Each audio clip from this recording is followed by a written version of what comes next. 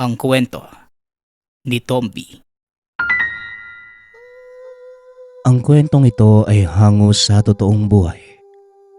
Mula ito sa isa nating tagapakinig na itago na lang natin sa pangalang Jumbo. Walang eksaktong taon. Rojas, Panay. Ayon kay Jumbo, ang lolo niya na tawagin na lang natin sa pangalang Vic, nakapatay na ng aswang. Bata pa lamang si Vic ay mulat na ito sa mga kababalaghan, mga kakaibang bagay at kaalaman. Paano ba naman? Ang tatay niya ay isang manggagamot na tawagin na lang natin sa pangalang Jongjong. Isang napakalakas na klase ng manggagamot. Pero hindi nagpakatanyag dahil gusto nito ng tahimik na buhay at ayaw maranasan pang muli ang masalimuot na nakaraan. Dahil lamang sa pagiging bihasa. Nakatira ang pamilya ni Vic malapit sa dagat. Karaniwang tahanan. Isang palapag pero nakaangat ang sahig sa lupa. Patay na ang ina kaya bata pa lamang. Si Tatay Jongjong na lamang ang nagpalaki sa kanya. Lahat ng karunungan nito ay naipamana sa kanya. Hanggang sa bigla na lang itong namatay sa hindi malamang dahilan. Natagpuan na lamang ang katawan na wala ng buhay sa isang gubat sa bukid ng Rojas. May mga bakas ng galos sa katawan, mga sugat na galing sa kagat ng hayop at may malaking hiwa sa leeg. Nagpaalam lamang itong pupunta sa gubat para sana makakuha ng kahoy na tinatawag na lanyete na gagamitin sanang pangpain sa mga pusit. Uukitin lang ang kahoy hanggang sa mahitsurang hipon, lalagyan ng maliliit na kawit sa buntot. Pananagat ang pinagkakaabalahan ni Tatay Jongjong. Kung hindi manglalambat, mangpupusit ito tuwing gabi at bilog ang buwan. Matapos ang libing ng ama, may isang kaibigan na nagsabing pinatay si Tatay Jongjong. Tawagin na lang natin sa pangalang RR. Noong araw na nagpunta ito sa gubat, kasalukuyang nagpapastol ang tatay ni RR. Ayon dito, bigla na lamang may lumapit na tao habang nasa itaas ng puno si Tatay Jongjong. Laking gulat ng tatay ni RR nang biglang nalaglag ito sa lupa. Kinagat sa leeg ng tao. Kaya nagtatakbo na ang tatay ni RR sa sobrang takot. Dito na kinutuban si Vic. Aswang ang pumatay sa tatay niya. May nabanggit si Tatay Jongjong noon. Minsan na itong nakaengkwentro ng isang pamilya ng aswang. Madami na siyang napatay ngunit meron pang natira. Naiisip ngayon ng binata na baka gumaganti na ang mga ito. Naghahanap lamang ng pagkakataon at natsyempohan ang pagpunta ni Tatay Jongjong sa bukid. Naikwento ng ama kung nasaan ang tahanan ng mga ito. Kaya alam ni Vic ang eksaktong lokasyon. Doon mismo sa lugar kung nasaan napatay ang ama. Nang mga sandaling yon, umaga at matapos makipagkwentuhan kay RR, sinabi ni Vic na gaganti siya sa ginawa ng mga ito sa ama. Nagtanong si RR kung sa paanong paraan. Aswang ang mga yon at mahirap kalabanin. Sinabi lang ni Vic na siya na ang bahala. Basta mapatay lamang ang aswang na pumaslang kay Tatay Jongjong. Nang kinagabihan ng araw ding yon, pinuntahan ni Vic ang bahay ng aswang. Pero dinaanan niya muna ang lugar kung saan natagpo ang patay si Tatay Jongjong. Nagtirik ng kandila at nagmuni-muni. Napatanong sa sarili kung bakit doon pa ito nanguha ng lanyete. Malapit sa mismong tahanan ng mga aswang na napatay niya. Dapat ay isinama niyo na lang po ako eh. Ayan, wala ka na tuloy. Wala na akong maririnig na payo at hindi mo na ako mapapagalitan. Yun ang pinakamamimiss ko sa inyo, Tay. Mahal na mahal ko po kayo. Alam niyo po ba yon? Hindi ko man lang nasabi noong buhay ka pa. Pasensya na po, Tay, ha. Mahal na mahal po kita, Tay. Ang aga niyo pong nawala. Pinalaki niyo po akong mabait at may paninindigan. Hindi na siguro malungkot dyan, Tay, no? Alam kong kasama niyo na po si Nanay. Di bali, Tay? Ako na lang po ang tatapos sa nasimulan mong landas. Hindi po ako magiging masama. Mapanlamang at higit sa lahat, gagamitin ko po ang naipamana niyo sa mabuti. Pero bago po ang lahat, bibigyan ko po muna ng hustisya ang pagkamatay niyo. Wika ni Vic sa sarili. Tumayo na ito hanggang sa naglakad palayo. Papunta na ito sa tahanan ng aswang. Habang naglalakad, iniisip na ng binata kung papaano papatayin ng aswang kung sakaling makasagupa niya ito. Madilim na ang lugar ngunit may dala naman siyang debateryang ilaw. May mga bahay ngunit patay na ang mga ilaw. Hanggang sa narating niya ang isang tahanan doon. Malayo sa mga kapitbahay at ito yung nasabing tahanan ng aswang. Maliit lamang yung bahay. Isang palapag lang at may pawid na bubong. Dumiretso lang ito. Sinabing lumabas kung sino man ang tao sa loob. Unti-unting nagbukas ang pinto. May babaeng sumilip na may karga na isang sanggol. Abay, sino po ba sila? Gabi na po at matutulog na kami. Wika ng babae. Nasaan ang asawa mo? Tanong ng binata. Hindi kagad nakapagsalita yung babae. Makikita sa reaksyon ng mukha nito na tila nagtataka. Tumingon sa likod ni Vic. Wala akong kasama. Ako lang mag-isa. At hindi ko na uulitin ang tanong ko. Muling wika ni Vic. Nasa Iloilo ang asawa ko't sa susunod na linggo pa ang uwi nun. Ano bang sadya mo sa kanya? Tanong ng babae. Hindi nakapagsalita si Vic at halata sa mukha ang pagkabalisa. Naisip niyang patayin na lamang ang babae. Ngunit paano na lamang ang dala nitong sanggol? At isa pa. Medyo nawala na din ang galit nang makitang pamilyado pala ang aswang. Napabuntong hininga na lamang si Vic. Tumalikod at naglakad palayo ng tahanan. Habang yung babae naman, napabitaw ng salitang, Naku naman, parang wala sa tamang pag-iisip yung binatang yun na. Tsaka hindi ko naman siya kilala. Sino kaya yun? Narinig ito ni Vic. Pero nagpatuloy lang siya sa paglalakad. Hindi na ito bumalik pa sa kaninang dinaanan. Sa halip, doon siya sa damuhan dumaan upang mas mapadali ang pagdating sa kalsada. Ilang sandali pa, may nakita itong anino sa bandang harapan. Tila nakatayo at nag-aabang sa kanya. Kumunot ang mukha ni Vic. Napatanong sa sarili kung sino yon. Hindi tumigil sa paglalakad ang binata hanggang sa unti-unting naaninag ang itsura ng tao. Pag-angat niya ng ilaw, hindi man lamang ito kumurap. Nagulat ang binata dahil iba ang itsura nito. Normal na tao lamang pero yung mukha ay tila may mga patusok. Nakaumbok ang dalawang pisngi at kilay. At yung tenga ay patulis. Hanggang sa bigla na lamang kinabahan si Vic. Alam niyang aswang ang nasa harapan. Hindi niya inalis ang pagtutok ng ilaw sa mukha ng nilalang. hanggang sa bumukha ang bibig nito.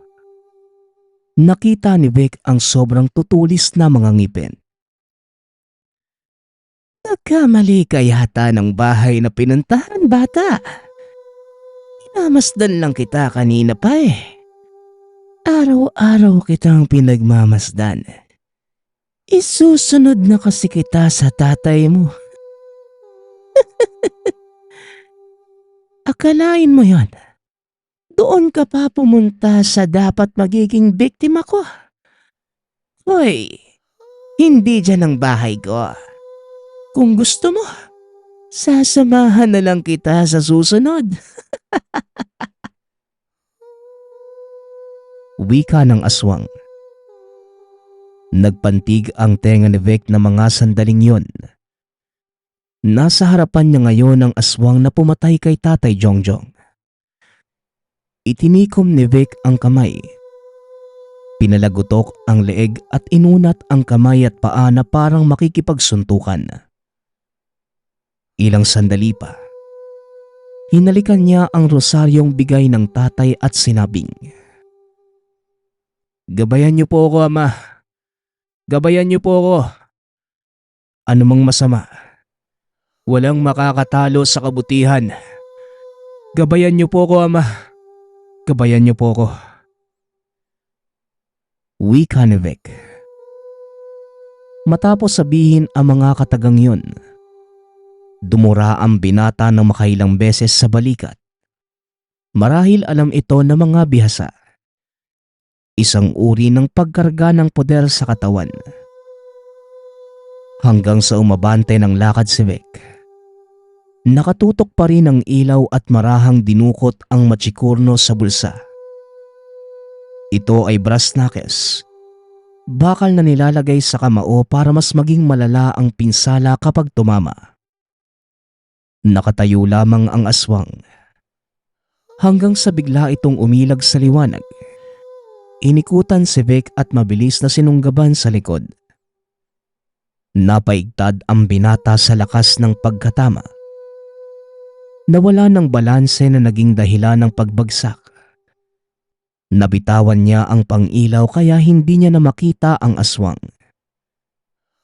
Sunod-sunod pang atake na nagmula sa iba't ibang direksyon ang tinamo ng binata. Nagpakawala ito ng suntok sa hindi malamang direksyon. Pero hindi siya makatsamba sa sobrang bilis ng aswang. Tumakbo si Vic papunta sa malapit na ilaw ng poste. Para kahit papano, makita niya ang aswang. Kaagad niyang tinignan kung nakasunod ang aswang sa likuran. Ngunit wala itong nakita o marinig man lang nakalusko sa damuhan. Hanggang sa napansin niya na may anino sa likuran ng tamaan ng ilaw sa poste. Mabilis umikot si Vince at tinamaan ang aswang. Hindi ito napuruhan sa halip. Daplis lamang sa mukha at pagkapunit ng balat sa pisngi. Napaatras ang aswang at bumelo ng pagsunggab. Pagtalo nito, sinalubong yun ni Vic ng isang suntok sa mukha. Nayanig ang katawan ng aswang.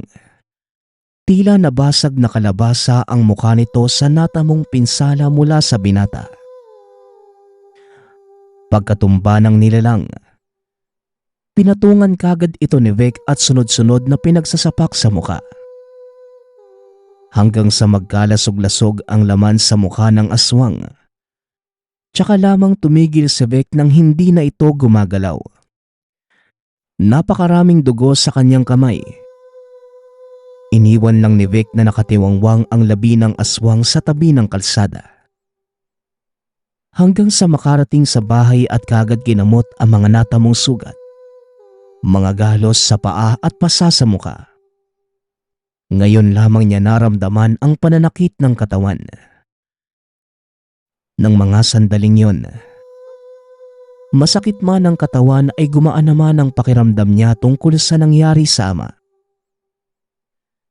Kinabukasan, kagaya ng inaasahan, kagad kumalat ang balitang may namataang labi sa tabi ng kalsada.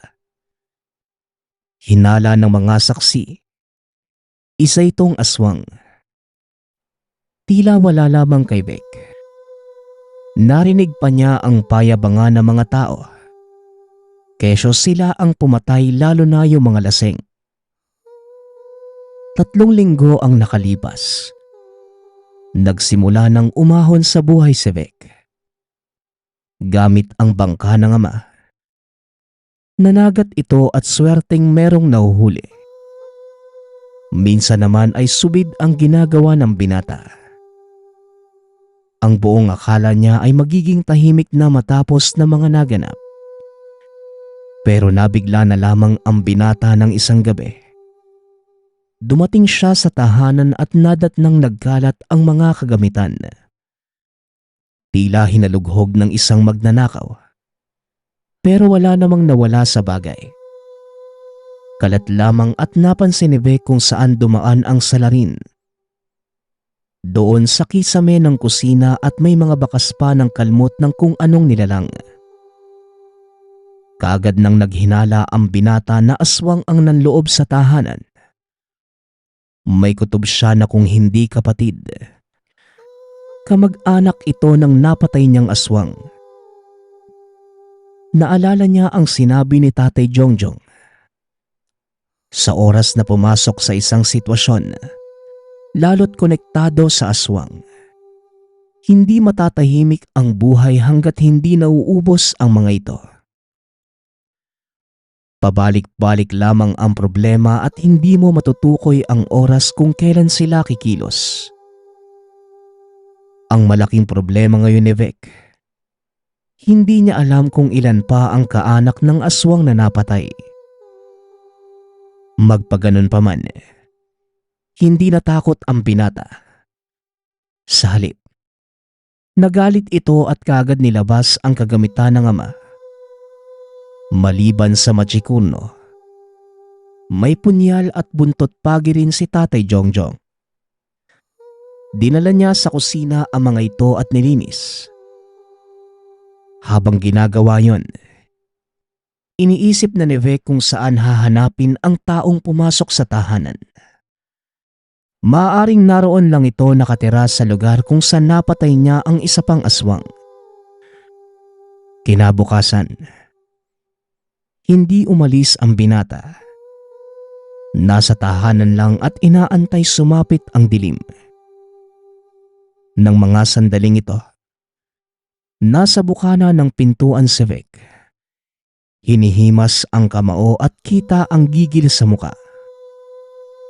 Pagsapit ng hapon, dito na naglibot si Vic. Tinitignan ang lugar kung saan maaaring nagtatago ang aswang. Habang pinagmamasda ng galaw niya, may lumang kulungan sila ng baboy. Sa likod nito ay may makapal na talahib at baging na matatagpuan sa tabi ng dagat. Dito niya naisip na abangan ng aswang. Papatayin kagad kung sakaling makatagpo niya ito. Pero kung hindi, paulit-ulit niyang gagawin ang pag-aabang sa aswang hanggang sa mapatay. Hindi siya titigil hanggat hindi nasisigurado ang kaligtasan. Nag-abang na si Vic. Takip-silim pa lamang ay pumasok na siya sa loob ng kulungan ng baboy. Doon ito sa gilid na upo dala ang machikuno, punyal at buntot page. Masipag siyang nag-antay hanggang sa lumalim ang gabi. Ngunit wala pa rin itong nakitang aswang.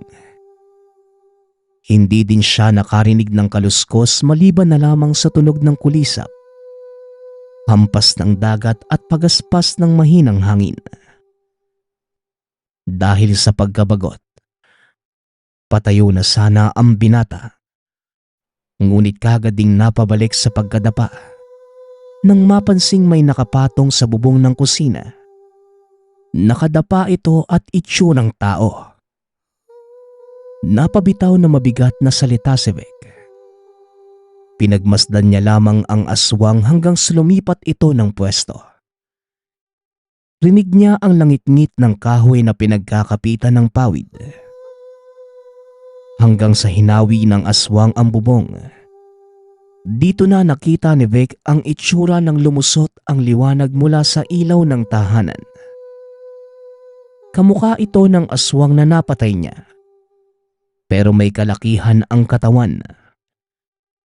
Sa isip ng binata, kung magpapadalos-dalos siya ng hakbang at kagad na magpapakita, madali lamang itong makakaalis o makakatakas. Lalo't alam nitong siya ang pumatay sa kalahi niya. Kaya magiging maingat ang aswang sa kanya. Kaya naman, inantay ni Vic na bumaba ito. Sa ilang minutong pag-aantay, nakita niya ang aswang na inangat ang tingin at nagmasid sa paligid. Hanggang sa nagpadausdos ito sa bubong at buwaba na sa lupa. Sobrang lakas ng kabog ng dibdib ni Vic na mga sandaling yon.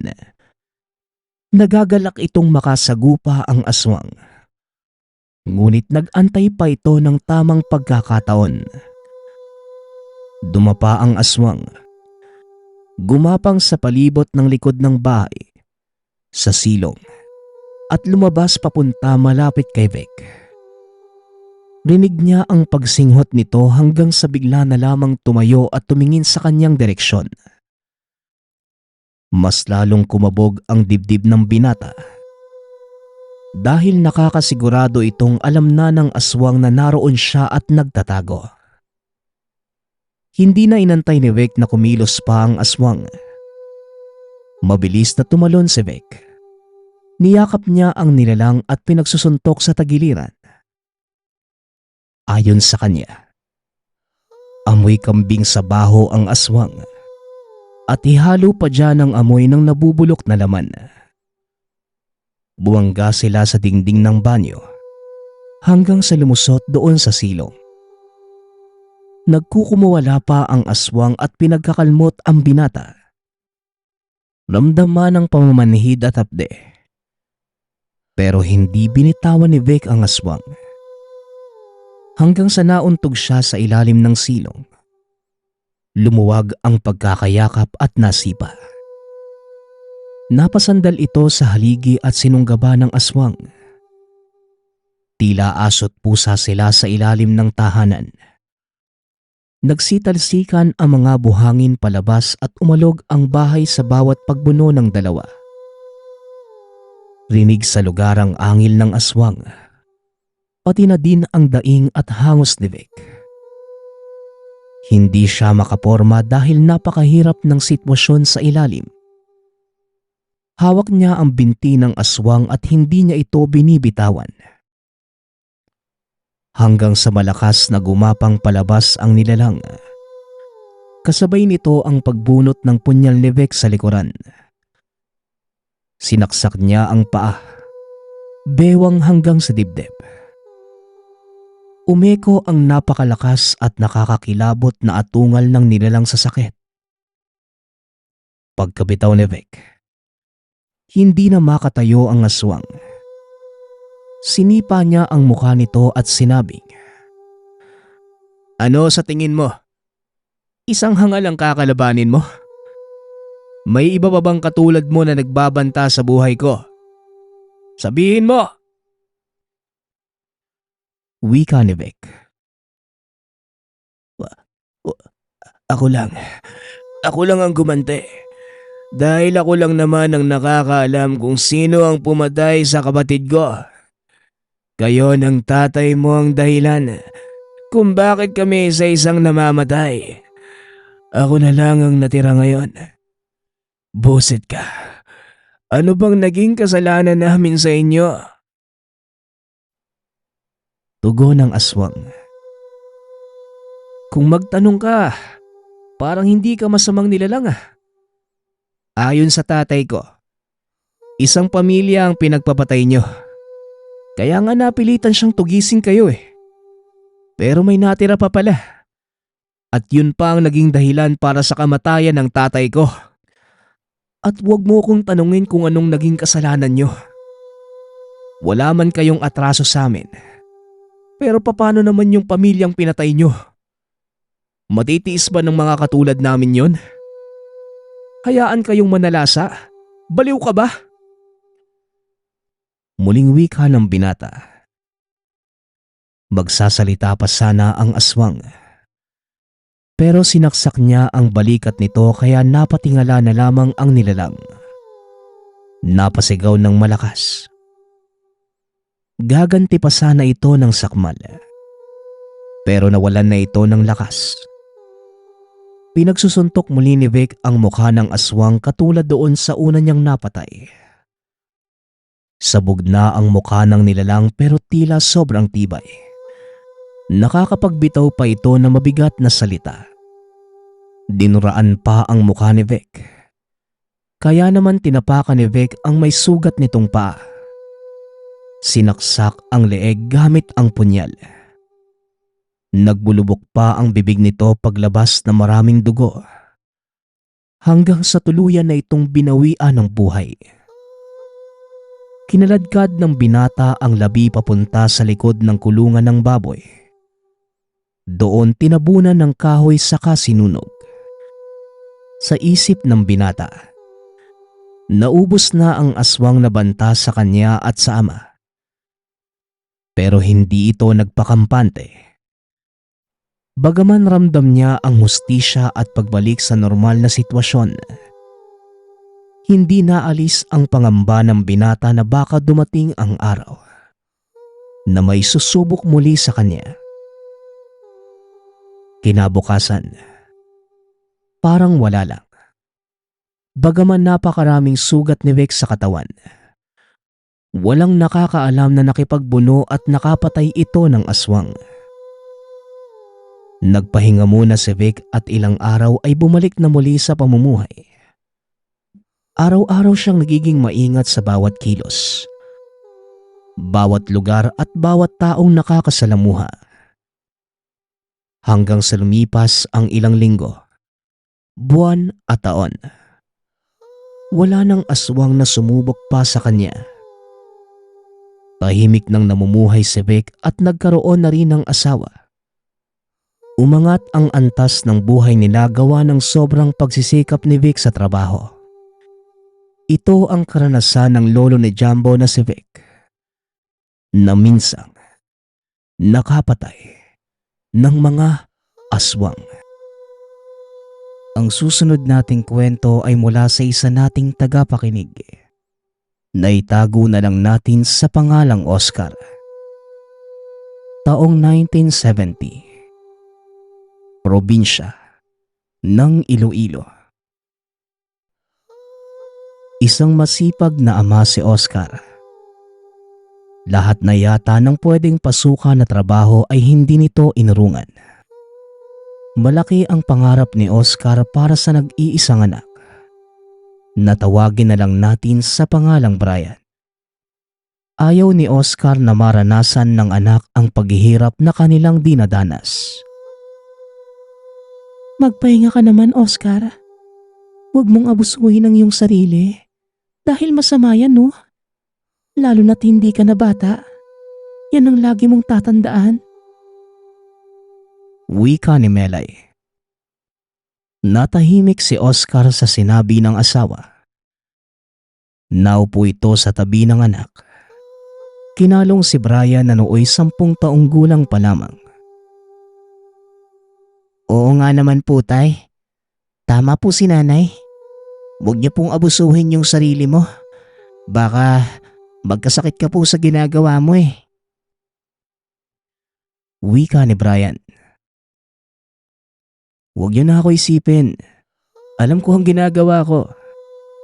Sigurado ako kung hanggang saan lang ang kaya ko. Kaya naman wag na kayo masyadong mag-alala sa kalusugan ko. Tugon ni Oscar. Pinapaalalahanan lang naman kita. Mas mahirap kapag nagkasakit ka, no? Kaya dapat lang naalagaan mo ang kalusugan mo. Muling wika ng asawa. Napatango na lamang si Oscar sa sinabi nito. Hinalikan sa noo si Melay at maging ang anak. Aba oo naman. Alam ko ang ginagawa ko. Tandang-tanda ko na ang mga sinasabi mo. Kaya hindi mo na dapat pang ipaalala sa akin. Dahil nasa ulo ko na yan, no? Nakangiting tugon ni Oscar. Ay nako, magsasaing na nga lang ako at maghahanda ng makakain natin. Wika ni Melay. Kagad nang nagluto ang asawa. Ilang sandali pa ay naghapunan na ang mga ito. Ganun lamang ang nangyari sa buhay ng pamilya. Lahat ginagawa ni Oscar upang matustusan ang pangangailangan ng asawa at anak. Nagtatrabaho ito bilang isang mambubukid sa lupa ng amo. Samantalang sa gabi naman, nangingisda ito upang ibenta ng asawa. Saludo si Brian sa kasipagan ng ama.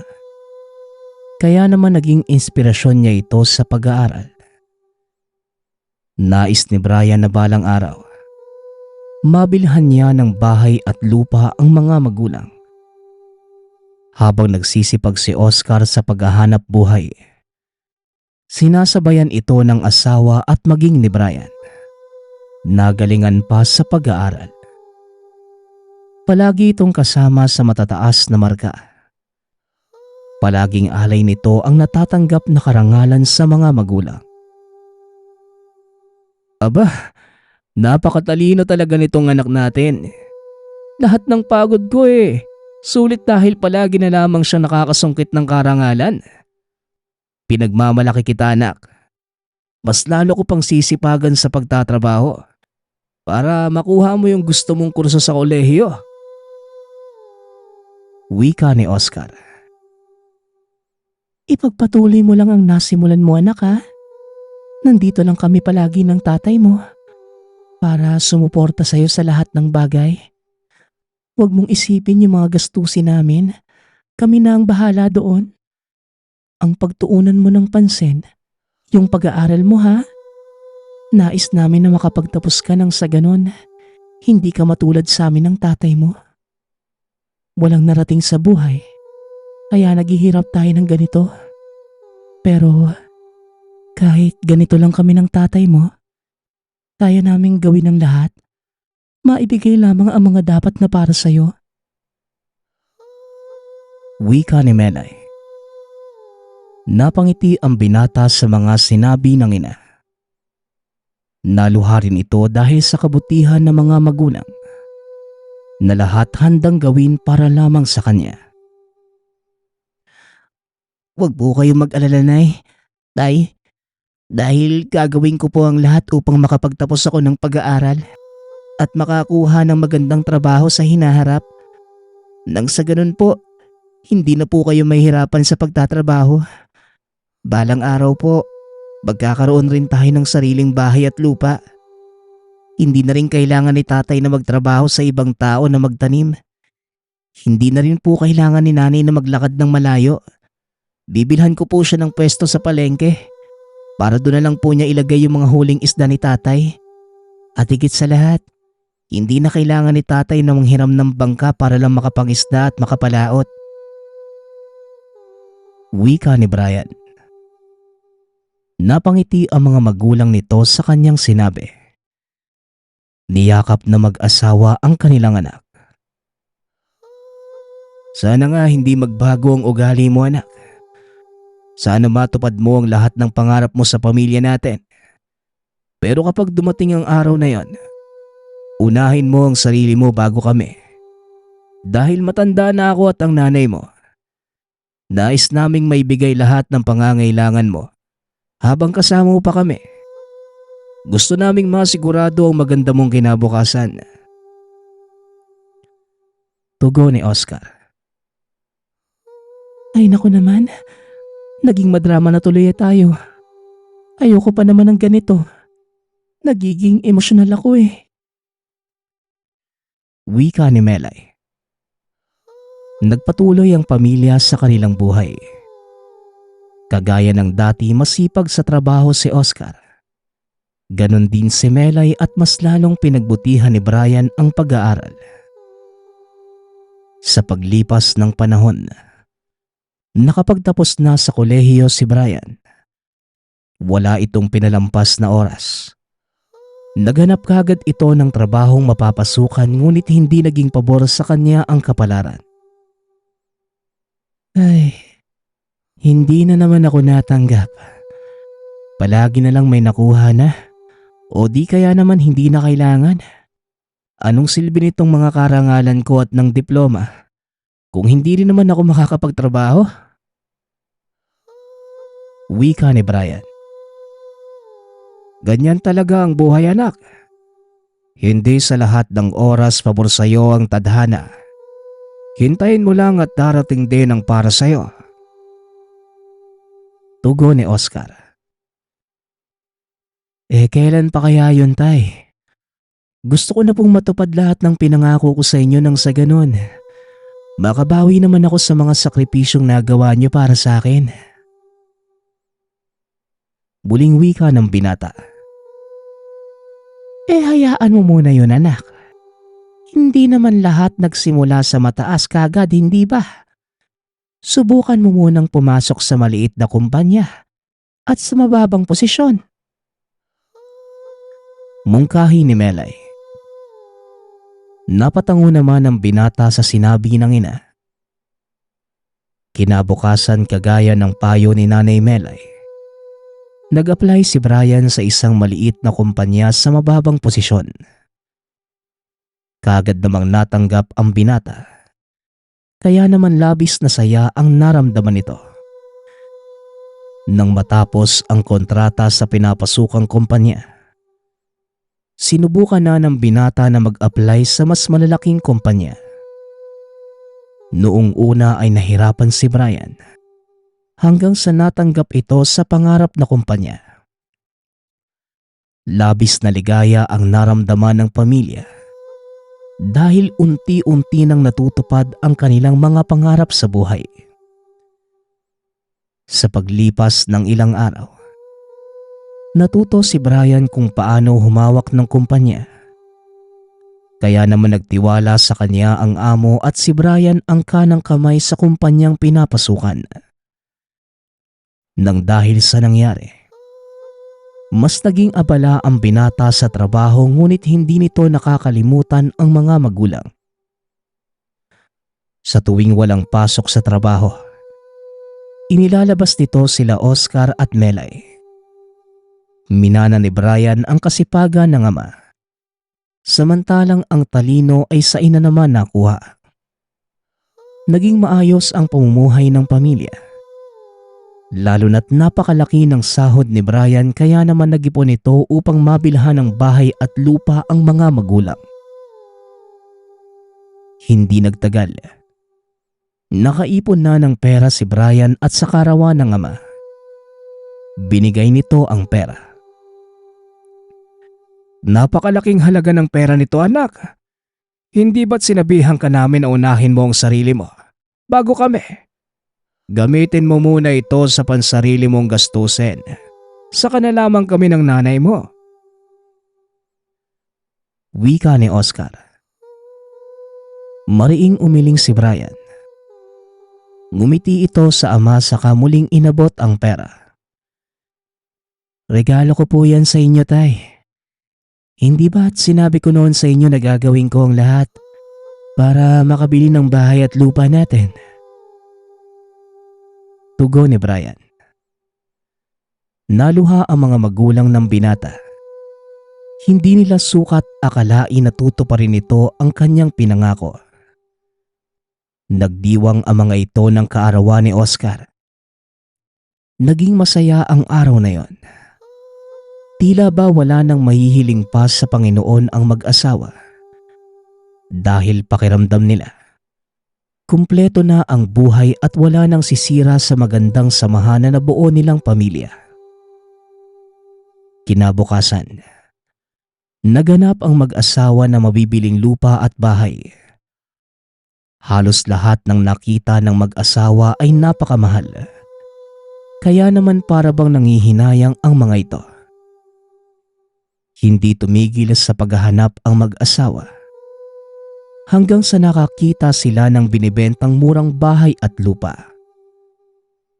Kagad na kinausap nila Oscar ang may-ari ng tahanan. Laking pasasalamat na mag-asawa dahil wala pang nakakabili at kumausap sa may-ari.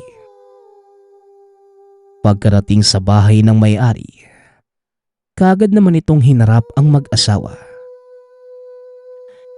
Kayo ba yung sinasabi nilang bibili ng bahay at lupa ko? Murang-mura ang benta ko dyan. Hindi ko na kasi maasikaso sa dami ng aking lupain. Kaya yung ibang napabayaan ko na, binibenta ko na kahit sa murang halaga. Wika ng may-ari na tawagin na lang natin sa pangalang Adonis. Ganun ba? Sakto at naghahanap kami ng mabibilang bahay at lupa. Halos lahat kasi ng natanungan namin ang mahal ng benta.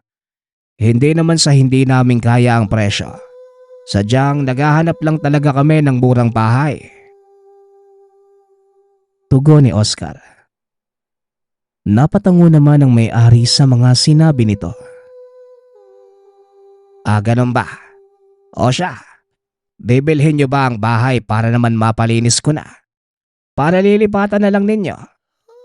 Ihahanda ko na din ang titulo ng lupa at ang katibayan na kayo na ang bagong may-ari. Wika ni Adonis. Napatango naman ng mag-asawa. Hindi makapaniwala ang mga ito na nakahanap sila ng murang bahay at lupa. Eto nga pala yung pera. Hihintayin namin yung mga papeles nang sa ganon, maipakita namin sa aming anak. Wika ni Tatay Oscar. Seryosong tumango si Adonis at inayos na nito ang mga dapat asikasuhin. Kagad din itong pinalinis ang tahanan. Ilang sandali lamang ang lumipas. Naayos na ang lahat ng kailangan ng mag-asawa. Maraming salamat dahil sa wakas. Mabilis na natapos ang mga papeles. Wika ni Melay. Pwede na kayong lumipat kahit kailan nyo gusto. Walang kaso sa akin yon. Napalinis ko na din sa mga tauhan ko yung bahay. Kaya naman wala na kayong ibang gagawin, kundi ang tumira doon. Wika ni Adonis. Labis ang sayang naramdaman ng mag-asawa dahil sa wakas, may masasabi na silang kanila. Matapos na makuha ang lahat ng kailangan, kagad nagpunta ang mga ito sa bahay upang ibalita kay Brian ang kanilang nabiling bahay at lupa.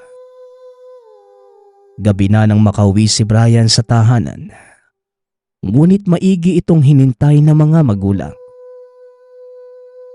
O Nay, bakit gising pa po kayo ni Tatay? Anong oras na po Dapat nagpapahinga na kayo. Wika ni Brian. Anak, hindi na kasi kami makapaghintay na sabihin sa iyo ang bagay na ito. Nakabili na kami ng bahay at lupa. Tugon ni Nanay Melay. Talaga po? Ibig sabihin may bahay at lupa na po tayo? Pwede ko po bang makita ang mga pruweba? Muling wika ng binata. Kagad na pinakita ni Oscar sa anak ang mga papeles. Labis na saya ang naramdaman ng binata dahil sa nakita. Hindi na makapaghintay ang mga ito na makita ang mismong tahanan. Kinabukasan, nagpasya si Brian na lumiban sa trabaho upang tulungan ang mga magulang sa paglilipat ng mga gamit. Pagkarating sa tahanan, namangha ang binata dahil napakaganda ng nabili ng mga magulang. Bukod pa doon, malawak ang lupa na maaaring taniman. Nagustuhan mo ba yung nabili naming lupa at bahay, anak? Marami kaming natanungan at lahat naman magaganda. Pero nabumukod tangi talaga ito. Bukod sa mura, mabait pa yung may-ari at nasikaso kagad yung mga papeles. Wala nang kuskus balungos na naganap. Pagkabayad, bigay kagad ng kailangan. Tapos siya pa ang nagpalinis ng bahay na to. Wika ni Oscar. Natutuwa po akong makita kayong masaya ni nanay. Hindi mo na po kailangan na makipagsapalaran sa pagtatrabaho sa ibang lupain. Dahil mula ngayon, may sariling lupa ka na po na mapagtataniman. Tugon ni Brian. Maraming salamat sa iyo, anak. Dahil tinupad mo ang pangako mo sa amin ng nanay mo. Napalaki ka namin ng maayos at mapagmahal na anak. Sana hindi ka magbago hanggang sa tumanda kami. Pinagmamalaki kita, anak. Lahat ng tinuro namin sa iyo wag mong kakalimutan. Dahil yan lamang ang kayamanan na maipapamana namin sa iyo. Mahal na mahal kita, anak. At salamat sa lahat. Wika ni Tatay Oscar. Halos maiyak pa ito habang nagsasalita. Ibinabalik ko lang po tayo ang lahat ng kabutihang pinakita niyo sa akin simula nung bata pa lamang ako. Hindi po ninyo ako pinabayaan. Lahat ng kailangan binigay niyo sa akin. Ako po ang mapalad dahil meron ako magulang na gagawin ng lahat. Mabigay lamang lahat ng pangangailangan. Kahit na kayo mismo magsakripisyo at maghirap. Kaya sinusuklihan ko lamang po ang lahat ng paghihirap na dinanas niyo para lang sa akin. Wika ni Brian. Nag-iyakan ang pamilya.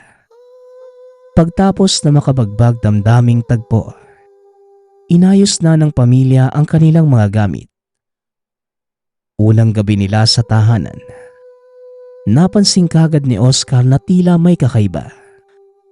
Habang mahimbing na natutulog ang pamilya, narinig ni Oscar ang malakas na kalabog mula sa kusina. Kaya naman lumabas ito ng silid.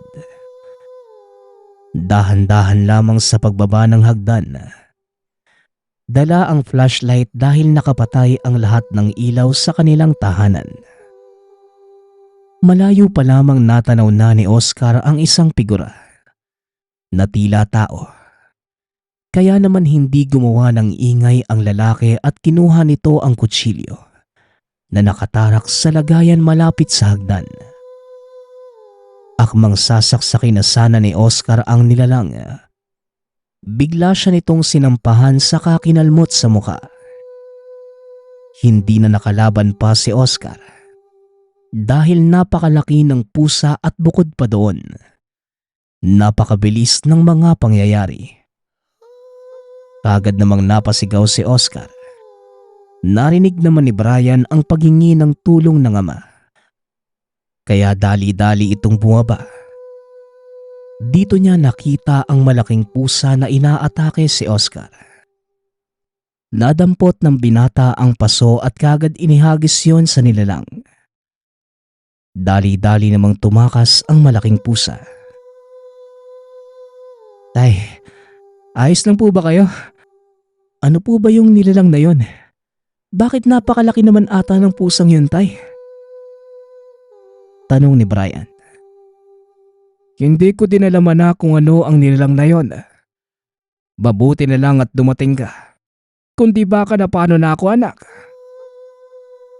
Wika ni Oscar.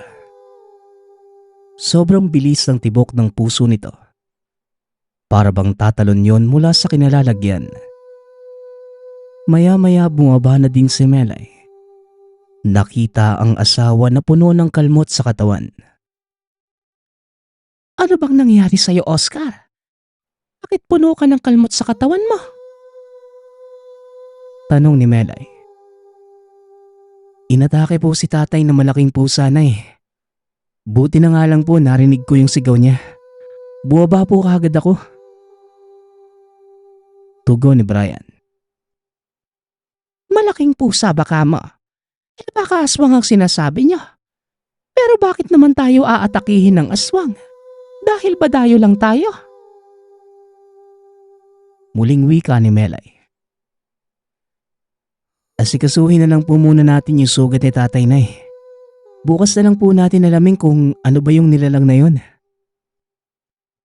Tugon ng binata. Kagad namang inasikaso na mag-ina si Oscar. Ginamot ng mga ito ang sugat ng ama. Nang gabing yon napaisip ang pamilya kung anong nilalang ang siyang umatake kay Oscar. Kinabukasan, nagpunta ang pamilya sa may-ari ng tahanan upang ipagbigay alam ang naganap. Anong nangyari sa kanya? Bakit puno siya ng kalmot sa katawan? Nagtatakang tanong ni Adonis. Inatake ako ng malaking pusa. Kaya kami nandito para itanong kung alam niyo ba ang nilalang na yon. Tugon ni Oscar. Nanlaki ang mga mata ni Adonis. Tila nagulat ito sa sinabi niya.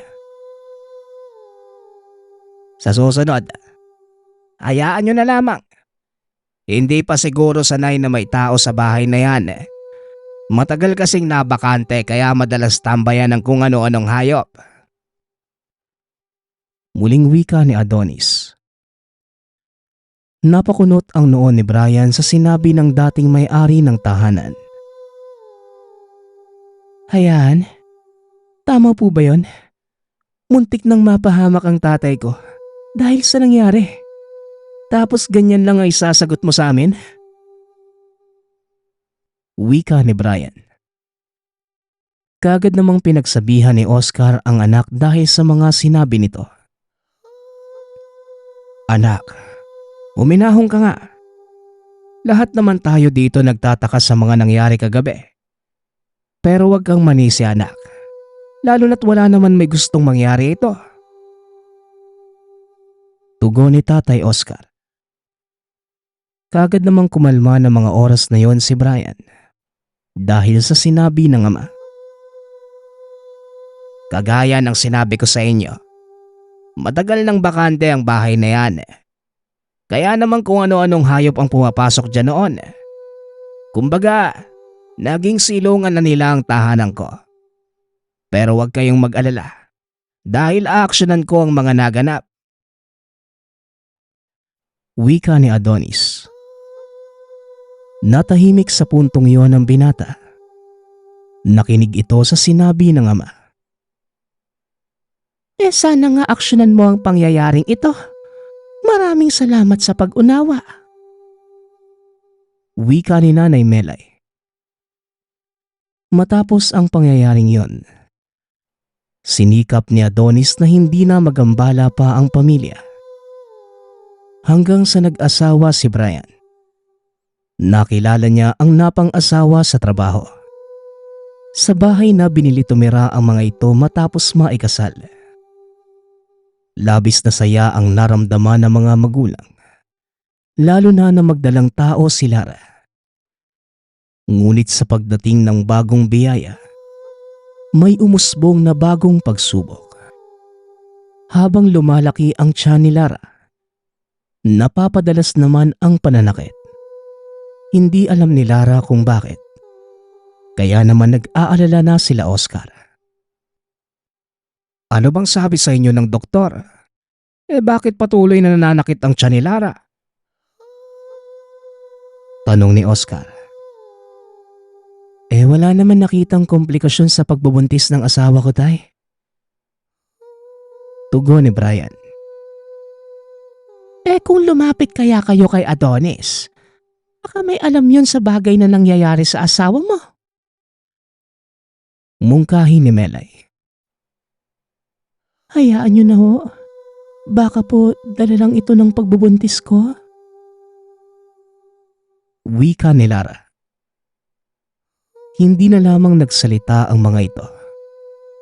Kagaya ng sinabi ni Lara, hinayaan na lamang nila ang mga nararamdaman ng babae lalo na't siya ang nagsabi. Hanggang sa isang gabi, kasagsaga ng mahimbing na tulog ni Lara, bigla na lamang nangati ang pusod nito. Kagad namang ginising ng babae ang asawa. Laking gulat na mga ito nang makita ang manipis na tila isang sinulid. Ngunit bago pa man yon mahawakan ni Brian, bigla na lamang itong nawala. Kinabukasan, Nagpasya na ang pamilya na magpunta sa bahay ng isang magaling na manggagamot. Alam ko ang pakay niyo sa akin. Halika dito, Oscar. Bilang nakakatanda sa lahat, ikaw ang tuturuan ko para mahuli ang aswang na gumagambala sa inyo. Wika ni Joel. Mabilis namang sumunod si Oscar sa sinabi ng manggagamot. Matapos maituro sa kanya ang lahat, binigyan ito ng pangontra si Lara. Pagsapit ng gabi, kagaya ng turo ni Joel, ginawa lahat yon ni Oscar. Ilang sandali ang lumipas, ramdam na ng pamilya ang pagtunog ng kanilang bubungan. Nanlaki ang mga mata ng mga ito nang makita ang tila isang pulang sinulid na dahan-dahang bumababa sa pusod ni Lara. Sa puntong yon, labis na kaba ang naramdaman ng buntis. Ngunit tiwala ito sa mga kasama na hindi siya ipapahamak. Kagad itong ginupit ni Oscar, saka nilagay sa garapon na puno ng asin. Nakahinga ng maluwag si Lara nang mawala ang dila ng aswang. Ilang sandali namang kumalabog sa kusina ng mga ito. Dali-daling nagpunta doon sila Oscar. Dito nila nakita ang isang nilalang. Galit na galit ito. Ngunit nang makita ang hawak ni Oscar na buntot page ay bigla itong kumalma. Ilang sandali pa ang lumipas. Pilit nitong inaabot ang hawak na garapon ni Oscar. Kaya naman wala itong nagawa kundi hampasin ng buntot page ang aswang. Namilipit ito sa sakit. Napahiga sa lupa at bumalik sa anyong tao na nakapagpagimbal sa pamilya. Adonis, ikaw ang aswang na bumibektima sa manugang ko. Hindi makapaniwalang tanong ni Melay. Kagad namang lumuhod si Adonis. Nagmamakaawa na ibalik ang dila. Ngunit matigas ang puso ni Oscar. Hindi nito binigay ang dila ng aswang kaya mas lalo itong nagwala. Sa takot na mapahamak lalo ang asawa, nagsalita na si Brian. Ibalik mo na lamang sa kanya yan, Tay. Pero ipangako niya sa atin na hinding-hindi niya tayo gagambalain kahit kailan. Wika ni Brian. Tumango naman si Adonis kaya naman binalik ni Oscar ang dila ng aswang. At dali-dali na itong umalis. Kinabukasan nagpunta si Adonis sa tahanan ng pamilya. Kinausap ang mga ito. Nagmamakaawa ako sa inyo. Wala sanang makakaalam ng tunay kong pagkatao. Pangako, hindi ko na kayo guguluhin. At bilang kabayaran sa nagawa ko sa inyo sa tuwing sasapit ang alauna na madaling araw, makakakuha kayo ng pera mula sa akin. Basta ipangako nyo lang na hindi nyo ikakalat ang mga nangyari. Pagmamakaawa ni Adonis. Nagkatinginan ang pamilya sa sinabi nito. Hindi namin kailangan ng pera mo. Walang makakaalam sa mga naganap maging sa tunay mong pagkatao. Kung tatantanan mo ang pamilya ko. Pero kung patuloy mong gagambalain si Lara, pasensyahan na lang tayo. Buhay mo ang nakataya dito. At handa akong magsakripisyo. Mapanatili lamang ang kaligtasan ng aking apo. Yan ang palagi mong tatandaan. Kantiin mo na ang lahat, wag lang ang pamilya ko. Tugon ni Oscar. Lumuhod sa paanan ng mga ito si Adonis. Makakaasa kayo. Hinding-hindi ko naguguluhin pa ang pamilyang ito. Wika ni Adonis. Mabuti naman kung ganun. Dahil hindi lang si tatay ang makakalaban mo, Pati ako. Magkamatayan na. Mailigtas ko lang ang magina ko. Tugon ni Brian. Matapos ang pag-uusap na yon ng pamilya at ni Adonis, hindi na muling inaswang pa si Lara. Naging tahimik na ang buhay ng pamilya hanggang sa tuluyan itong nakapanganak. Unti-unting kinalimutan nila Oscar ang mga naganap. Ngunit katulad ng sinabi ni Adonis, sa tuwing sasapit ang alauna na madaling araw, naririnig nila ang ingay mula sa kusina. At sa tuwing pupunta ang mga ito, nakikita nila ang limpak-limpak na pera. Tumupad si Adonis sa kanyang pangako. Kaya naman ganun din ang pamilya. Gamit ang pera mula sa aswang, nakabili ng bagong tahanan sila Oscar sa Karatig Baryo upang tuluyang makalimutan ang lahat. Habang yung lupang binili kay Adonis, binigay na lamang nila Oscar sa nangangailangang kamag-anak. Mula noon ay hindi na nakita pa ng pamilya si Adonis. At makalipas ang 5 taon, matapos umalis sa dating tahanan ay hindi na nakatanggap pa ng pera ang pamilya mula sa aswang. Naging aral sa kwentong binahagi sa atin ni Oscar na hindi hadlang ang kahirapan upang matupad ang mga pangarap sa buhay. Panatilihin natin ang kabutihan sa puso. Pairalin ang pagpapatawad dahil lahat ng nagpapakumbaba pinagpapala ng Panginoon. Sa kasalukuyang taon, masayang namumuhay ang pamilya. Binata na ang panganay ni Brian. Patuloy na tumutulong sa kapwa si Oscar at kailanman hindi nila sinabi ang tunay na pagkatao ng aswang na si Adonis. Kahit matagal na itong hindi nakikita ng pamilya, naging malaking bahagi ng buhay nila ang mga nangyari sa nakaraan na lalong mas nagpatatag. Sa kasalukuyan, Nagpapasalamat nga pala ako sa nagpadala ng ating kwento. Nawa ay nagustuhan niyo ang inyong napakinggan. Nagpapasalamat din ako sa lahat ng sumusuporta sa ating channel.